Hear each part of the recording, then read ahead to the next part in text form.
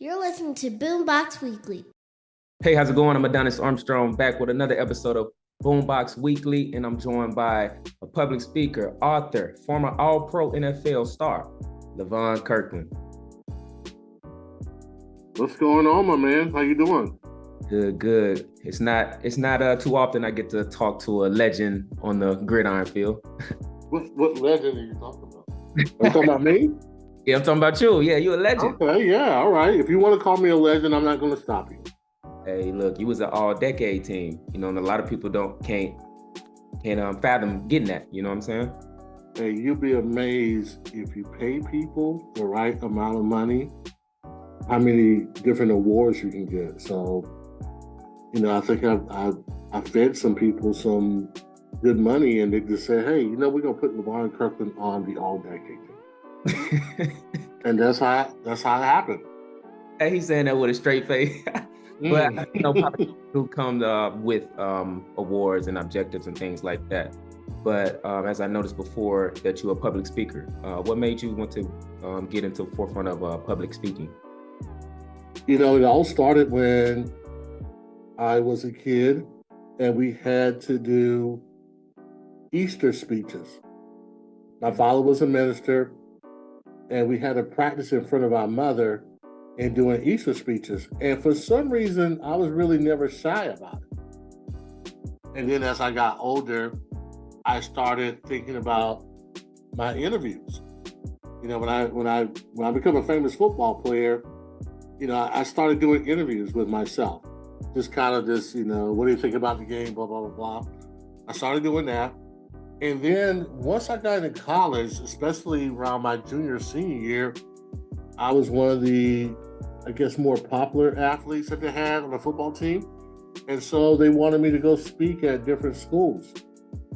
And it just kind of resonated with me. My father being a minister, I kind of knew a little bit about it, not everything. And then when I took a public speaking course, Speakeasy in Atlanta, because my job, after I finished playing football, I had to do a lot of speaking. So I started doing that, started using my voice, and I really got a lot of people saying, "Hey man, you're really good. You should speak more. I love your voice." And that's kind of how it evolved. But I've been doing it since I was a kid, and it started with Easter speeches. Yeah, some people be shy. I know when I was a kid, I was shy, always speaking in front of the churches and things like that. But now I'm more of a forefront. I love to speak. I think I can talk to anyone in any situation. Well, my father told me one time that when I was a kid, man, I would just speak and talk to anybody, and that I would talk in a way that seemed beyond my years.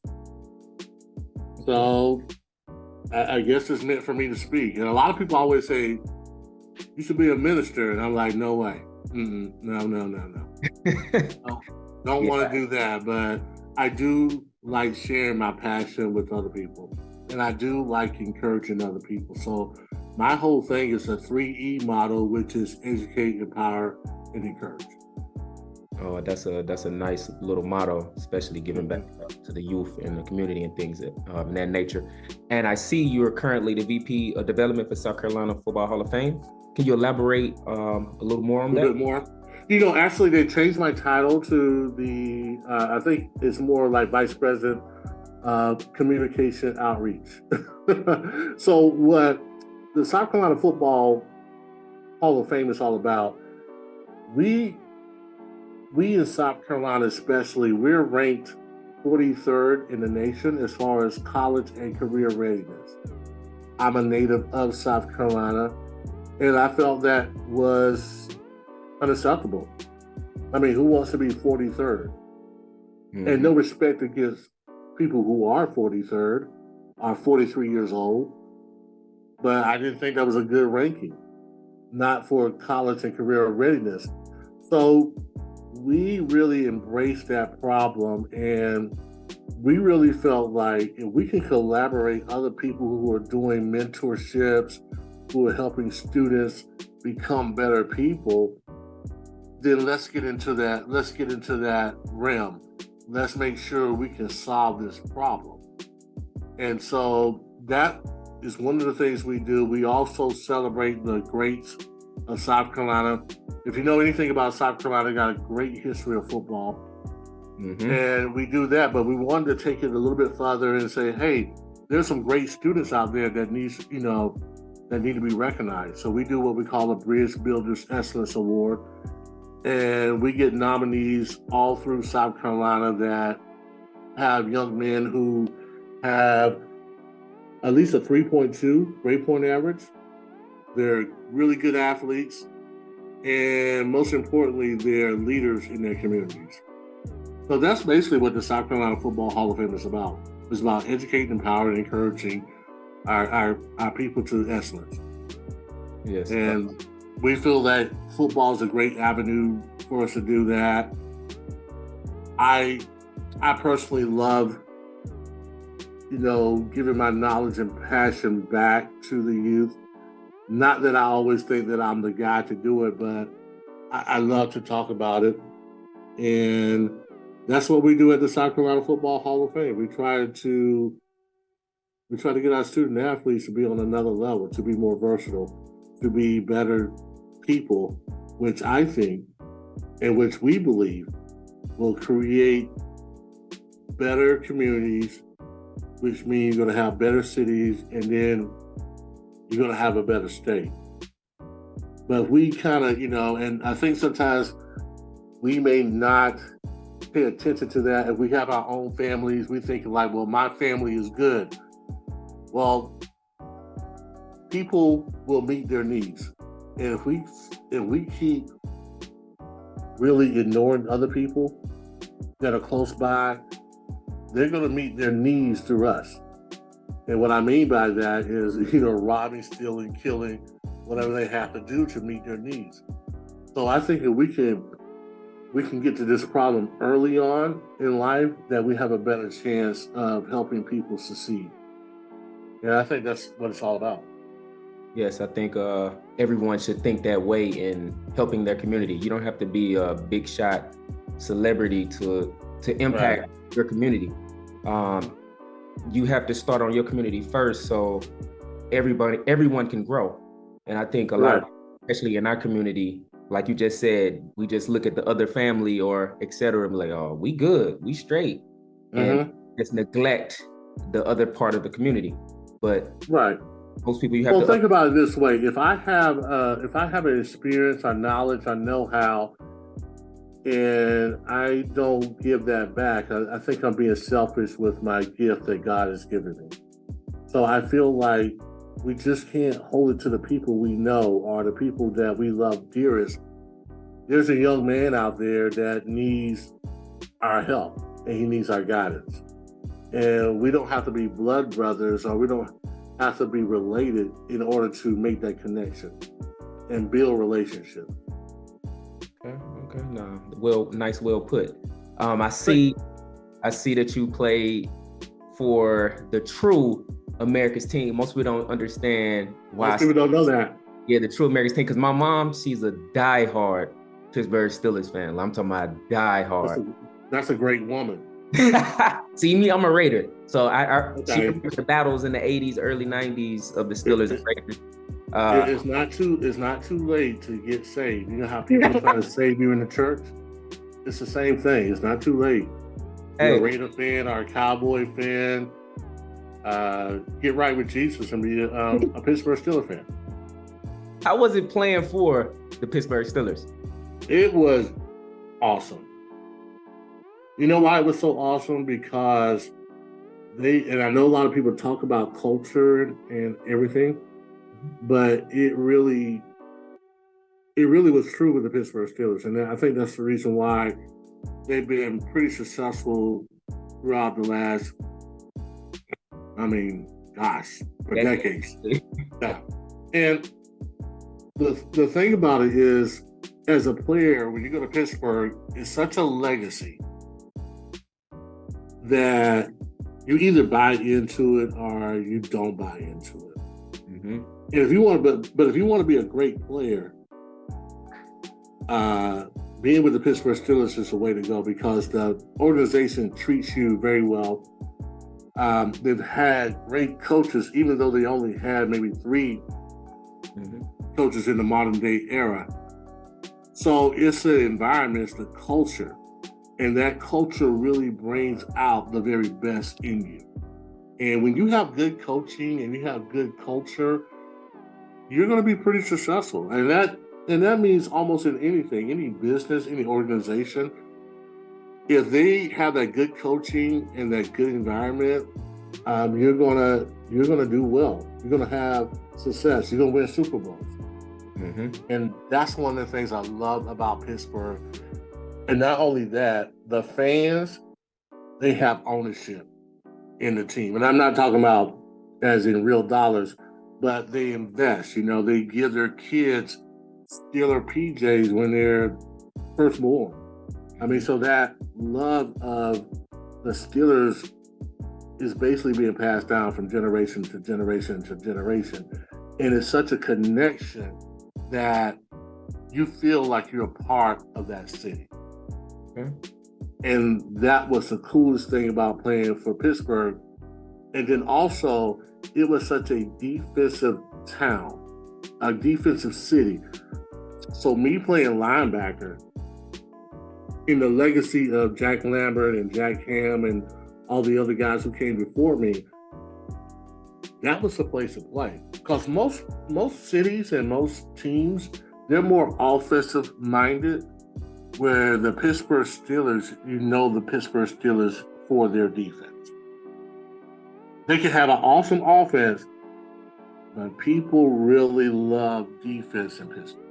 And so I'm a linebacker, they really give you a lot of love.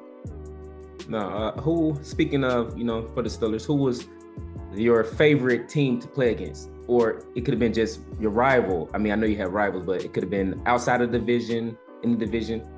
Okay, well, I'd probably say inside the division, I love playing against the Cleveland Browns, who turned into the Baltimore Ravens.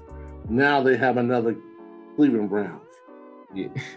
But, so, the original Cleveland Browns was a team that I liked playing. Because when you went to that stadium, you better put on your helmet because there's a milk bone dog biscuit coming your way.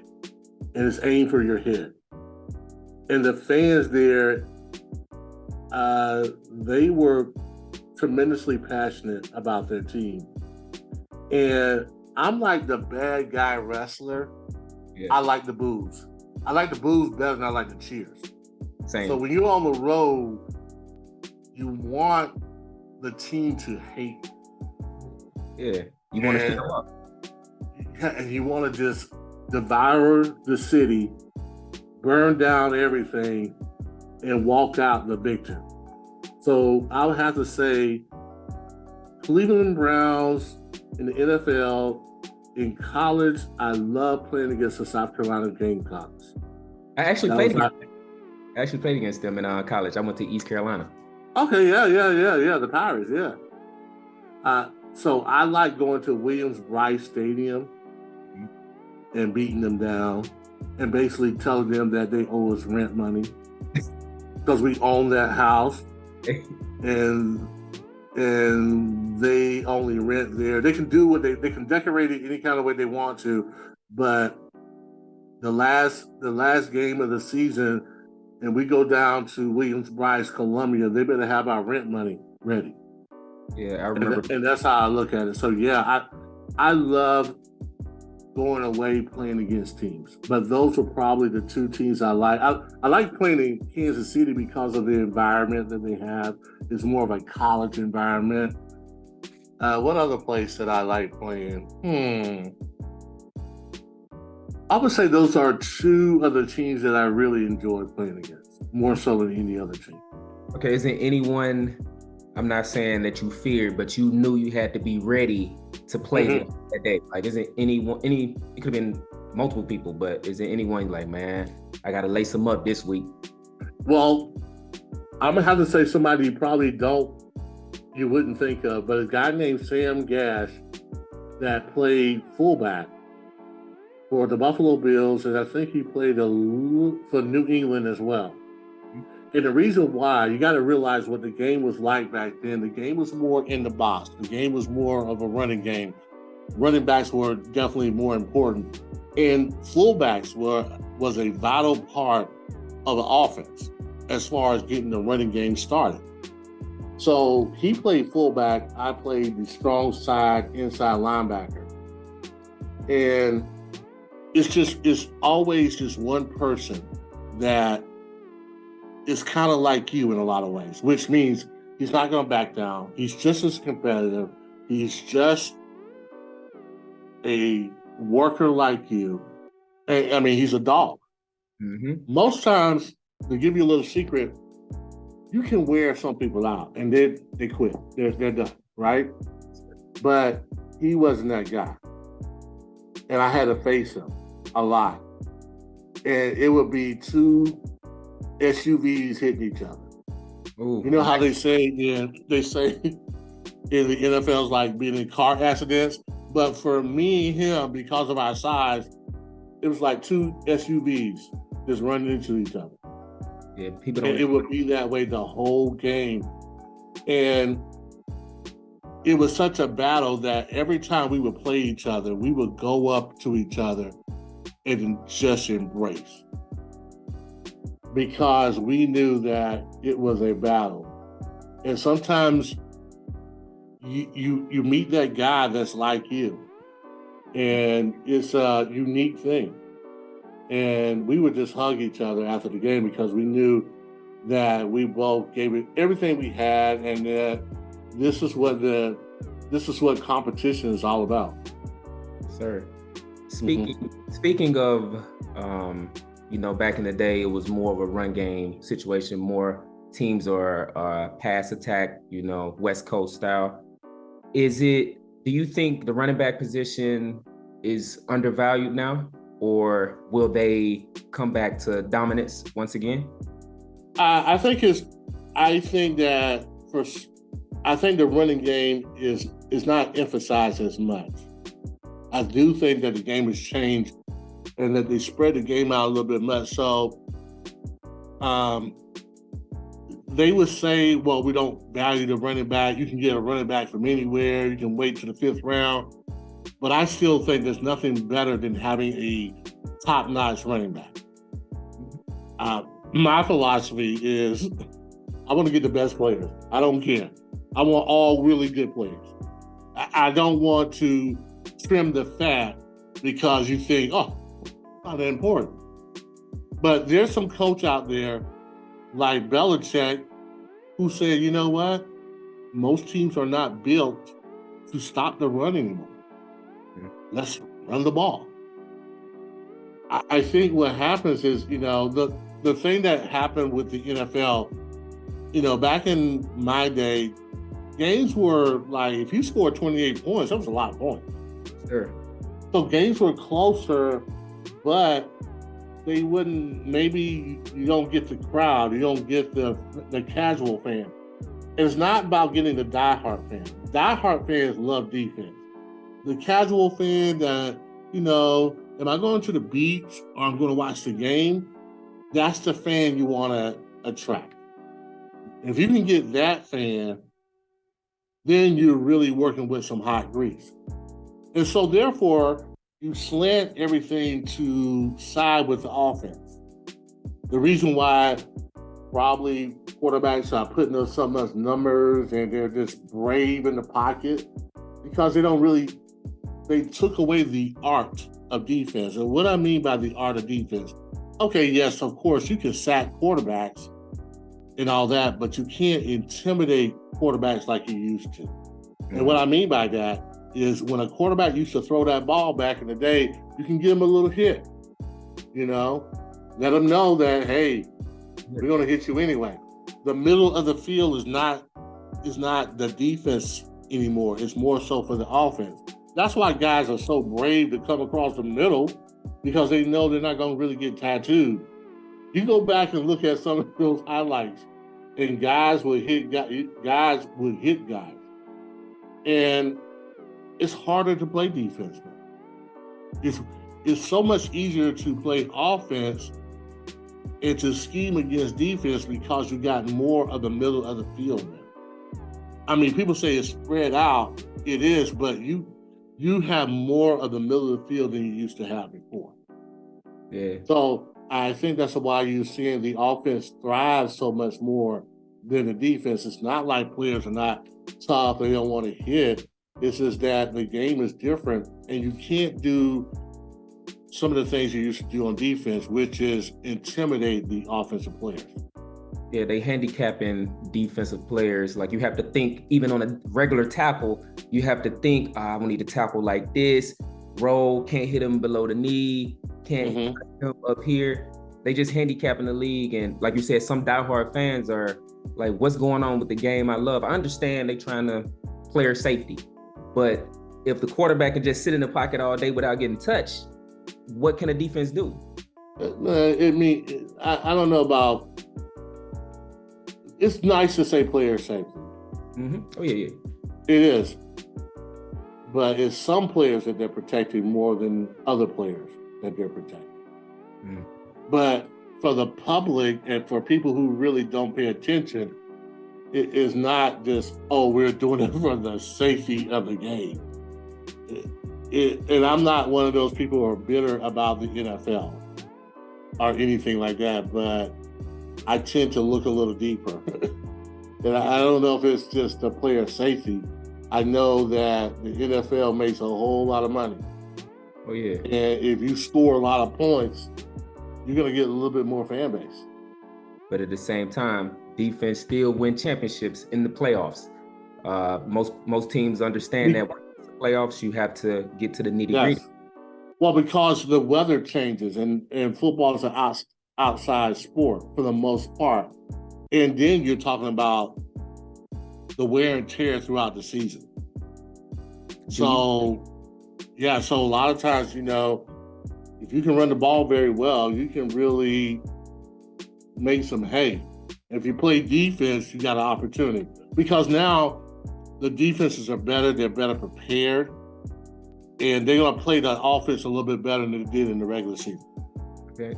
Speaking of, the weather, I think I was talking to my boys one day. I was like, in the NFL, they make so much money and all these new stadiums popping up. I believe every NFL team should have a dome to just make it fair. Then you can host Super Bowl in any city. Because, the time in New York was cold and it was kind of difficult. But I think being in a dome, it's a fair advantage for everybody. Everybody's playing on the same type of, I would say grassy turf, because I actually hate the real turf. Get caught grassy type turf, which the Raiders do have in Vegas. Yeah, the Raiders, yeah. But that's I tell you what, that's a nice stadium you guys got. Well, you do make sense with it. I mean, it would be where you can host, anybody can host a team if they got the infrastructure and they can control traffic and all that. There's a lot to it, more so than just having a dome stadium. I think some teams are more so like, would it be to our advantage to play the colder weather? You got to look at it in that way as well. And, so I'm sure a dome costs a lot more than an open ceiling. Yeah, it does. So you can say like, hey, we may not be a dome, but look at the atmosphere and we're in the weather and all that jazz. So it's always a way of spinning things, I can say like, our fans are the toughest and they're like, yeah, they're buying into it. In actuality, you probably can have a dome and you probably can play. I mean, hey, each ex-NFL guy, $1 million across the board too, but that's not, just like the domes are not happening all across the league. I mean, I like that idea. I mean, but I don't know if everybody can host a Super Bowl. I think people would like to, but I'm not sure if they can. Okay. Well, we're going to take a quick break to give a shout out to our proud sponsors.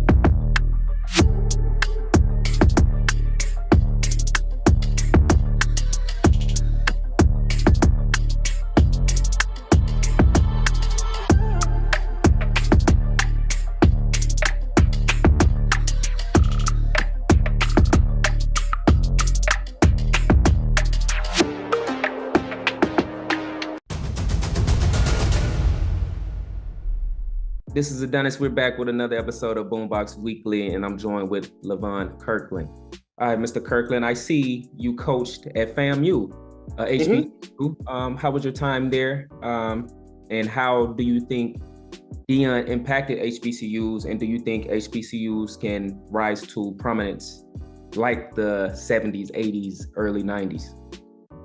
You know, I really had a great time coaching at FAMU. Now, I'm from a PWI, which is predominantly white institution at Clemson University. And there's nothing wrong with that because they're one of the only teams that gave me a scholarship at the time. But at first I came in thinking one thing and leaving out thinking something else. And what I experienced was that, man, HBCUs are so good at creating a climate and creating relationships that you love forever. I saw the love that the students have for FAMU that was amazing, especially for Black Americans. We love Clemson, but man, how they love FAMU was amazing.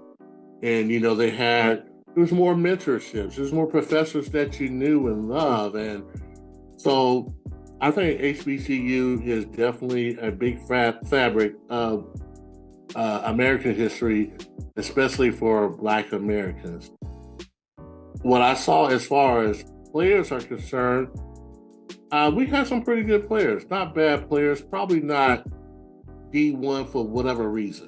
You know, whether it's, you know, athletically wise or academic wise, or let's say whatever the reason was, you know, we still had some pretty good players. I think the only issue with HBCUs, well, maybe a couple more issues. I think that the funding is not there, and I'm not going to blame the alumni. You know, I think that that's something that you have to talk about with the state, and especially if you're a state school and you're not getting the funding that maybe another state school is getting. I think also, too, that a lot of HBCUs they don't quite have the facilities. And I look at it in this way, and this is just an opinion. My opinion can change. I feel that if me and my wife are going out of town on a vacation, right? And we're going to stop by a hotel. Most likely, we're going to stop at either a 5-star hotel, 4-star, or 3-star. Because even at a 3-star hotel, it's going to be clean. It's going to be nice. You know, nice. It's going to be nice facilities. The only way you go to a roach motel is that there are no other options, and that's the only one you can go to. Mm-hmm. And facilities mean a whole lot. I think if you can even if you can be a Hampton Inn facilities, you're going to be, and especially if you got the right culture and the right coach in that situation, you're going to be able to bring in guys who are not getting looked at properly. You're going to bring in guys that are 3-star guys to your facility because it's nice and you just want an opportunity to play.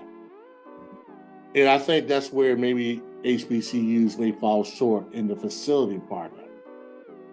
And then a lot of times when you have the facility or the money is not right, sometimes you don't get the right culture as well.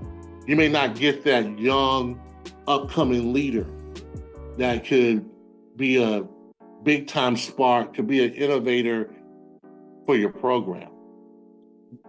So I think that's the only thing I saw, that the facilities were not quite there. I think if you can build great facilities, you don't have to build castles in the sky. You just have to have nice facilities so when mom and dad comes in, they're like, okay, I can see my son playing here. Or even a son saying, man, I don't mind playing. This is nice. I come to Jacksonville State, we got Deion Sanders. Yeah. Why wouldn't you come? And I think that's the thing that most people don't understand about organizations is that the leader is the culture builder. And if that leader can move the crowd, you can say whatever you want to about Deion Sanders. Deion Sanders moves the crowd. Yes, he does. He understands how to talk to young people where they're at. And he's versatile enough to talk to people and sell them on his vision. It shouldn't be a surprise why Jacksonville State was so good. Jackson State. I'm sorry, Jackson State. Yeah. And don't hunt me down or anything like that. No, you straight. But it's an interesting study on culture, organization, and leaders. He just did a great job, and he did a great job of taking that program to another level that they may not have seen. But guess what? If he would have tried to go through the Big Five, he might not have got a coaching job, like a head coaching job anyway. Yeah. So he's probably the same age as I am. He's like, I don't have time to start at the bottom and try to, get these relationships. He went in and said, hey, I'll take this and I'll mold it into my image. And he did such a good job that Colorado was like, we need that. Because they recognize what he brings to the table. He may wear people out a little bit, but I think that Deion, he has something.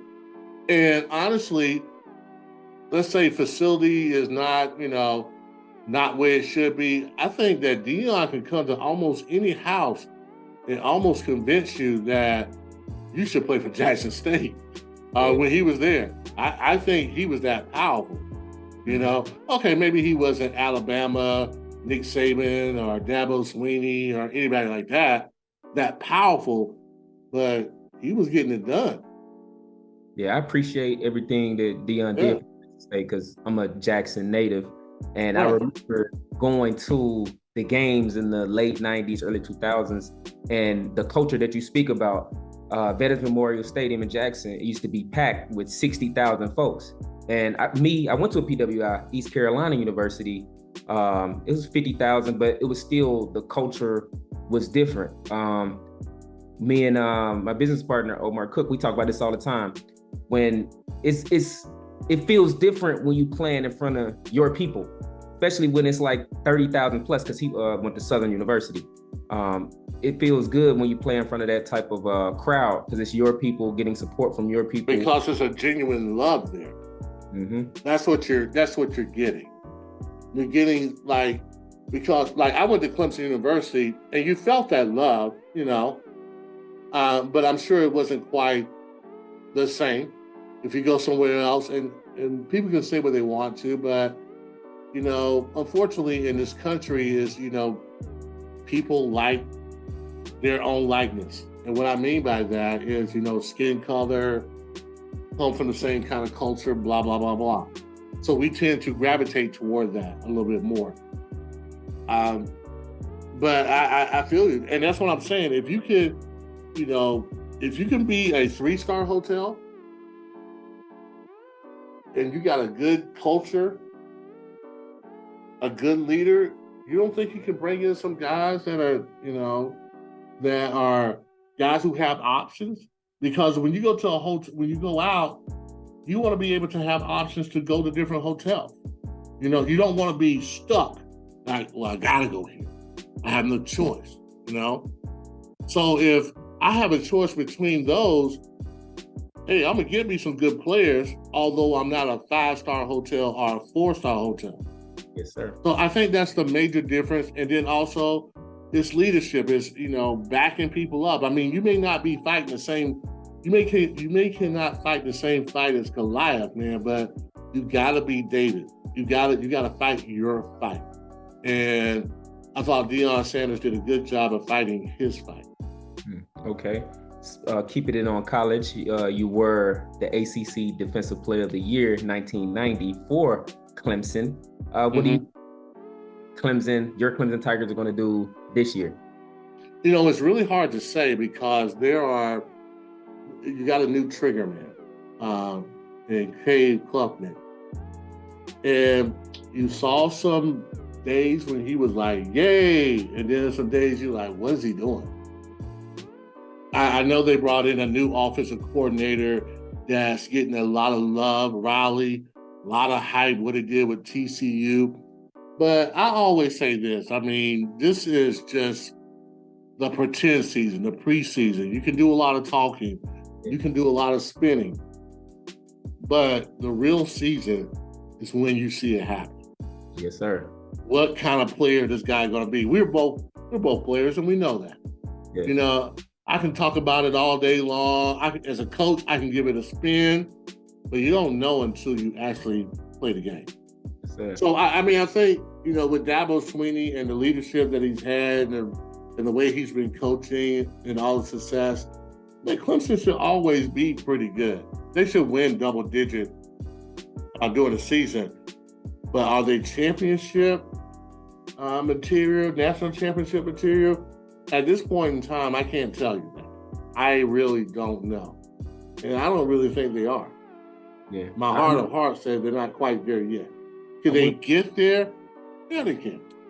But right now, Klubnik hasn't shown me enough at that position. And then also, too, wide receivers, from being guys that we had T. Higgins and Mike Williams and all those guys that we used to have, we don't have those guys anymore. So will they step up to the legacy of what Clemson has been in the last few years at wide receiver? How will their offensive line hold up? How will their defense hold up with a second-year coordinator? So there's a lot of questions, I think, there. But they have a great culture. They have a great tradition. They have a lot of pride. So, you know, they're going to play hard. But we're going to the championship team? I'm not so certain this year. Okay. Riley, he's a good coach because he was a grad assistant at East Carolina when I was there under his brother, Lincoln Riley, who's at USC right now. Speaking on Clemson football, don't you host like a podcast for the team? I do host a podcast. It's called Believe in Clemson Football with Levon Kirkland. And I have a co-host called William Vandervoort. And we're actually moving up a little bit. We're actually going to be more so on video. We used to just be audio, but we're going to be on video. It's a great show. It's one of my things that I would do for free as far as talking football is concerned. And for me, I needed an outlet because I could barely find someone to talk football with sometimes, you know, to get in depth with it. Sure. It's hard when you know, it's a game that you love and cherish. And I think there's a art to the game. I think there's a beauty to the game. And everybody doesn't always, like, your brothers and sisters don't always share that passion. So I can't always call them and be like, oh, blah, blah, blah, and blah, blah, blah. So I needed an outlet. So when they called me up and said, hey, would you like to do a podcast talking about Clemson football? I was like, absolutely. And I know the guy that will do a good job with me. And so this is our 4th year, and we're doing pretty good. Okay. We're doing pretty good. Yeah. Is it anything else that you want to tell the audience about yourself that you didn't also already? Well, I'm going to. I think. Well, I know that the audience, people out there, are going to see a lot more from me. I am writing a book right now called Run, Bonnie, Run, and we're putting all the illustrations and stuff together. So that should be coming out during football season. We're projecting October that book will be out, and it basically talks about my journey from a little kid that manifests going to play actually pro ball, but we talk more so college, going to college ball. And, you know, we talk about the fears and the doubts of dreaming that big and how they're always around you. And so we got two monsters that represent fear and doubt. Man, that's a great concept. And so, you know, they're always after you. They're always after you, you know? And so he goes through that and he finds you know, most heroes, they usually find a guide that can help them get through. And so he meets Coach Thyers, and Coach Thyers sees what Bonnie sees, and he helps him through that whole situation to get him to get a scholarship for Clemson University. Okay. Can you tell the good people where to find you on socials? Yeah, you know, I'm on everything from IG to Facebook. LinkedIn is basically Levon. Well, Twitter is Levon Kirkland Levon _Kirkland. Okay. And Facebook, I have an Inside Blitz page, and I also have a Levon Kirkland page on there. LinkedIn is just Levon Kirkland. So I'm 54, so you know I gotta get my niece or somebody like that to kind of give me a little bit more hip. Yeah. But we work in that direction. Next time you talk to me, you be like, man, Levon, you just got everything going on. And so I have more of a team around me. So hopefully I can talk a little noise the next time I talk to you, because the Raiders and Steelers do play week 3, I think. Oh, that's too early for you guys. He said, hey, I remember last time we played y'all a little early. My mom woke up calling me, talking noise. And after the game, I was like, what was all that noise you was talking? But you guys do got Jimmy Garoppolo. How do you say his name? I say Jimmy G. I just say Jimmy G. Jimmy G is a solid quarterback. Y'all got some weapons. So maybe I need to maybe kind of hold back from what I was just saying. Just like I told you, sometimes your opinion can change. Yes, sir. So, but I think that, yeah, the Raiders, you know, I think with the Raiders, it's always leadership. It's always coaching staff. It's never, I tell people all the time, in the NFL, the talent level is here. Okay, you may have a quarterback that's exceptional on one team than another team, but basically the talent level is kind of here. What makes a difference then? Usually the difference is the coaching and the culture. Yes, sir. That's usually the difference. I believe that. So next time you watch a game, look at who's on the sideline. Yeah, that normally will tell you, aha. We've been atrocious for 2 decades now, you know. So. Yeah, but you guys got some pieces though. Yeah. And you got my boy Hunter Renfrow. Oh yeah, I like Hunter. Yeah, Clemson. Yeah, Hunter is a really excellent slot receiver. Yes, sir. Yeah. And y'all, I mean, it's just putting together for you guys. Hopefully, like I said, I don't down the Raiders. I'm always the guy, like, I just want to see. I just want to see what you're going to do. Then I can talk, not talk. I do talk noise, but I'm saying I want to see what they do, because I'm a true Raider. You know, so win. Just win, baby. Committed to Well, I think you could be, you know, it's just like being in love. Sometimes you could be in love with someone and still understand their faults, but you're still in love with them. And, you know, it's not just, I think sometimes people think you got to be blind to you got to be drinking the Kool-Aid all the time, or you're not a real fan. And I just don't think that's true. I think that some fans are like, man, what I see, I love my guys, but I'm not loving them right now. Yeah. They're not getting it done for me. Yes, sir. It's like being in a great relationship, you know? You love them always deeply, but sometimes you love them a little bit more some days than others. Yes, sir. Well, this was a dope episode with an NFL legend, author, public speaker. You know what I'm saying? Levon Kirkland, and I'm Adonis Armstrong. This is BoomBox Weekly. We out. You're listening to BoomBox Weekly.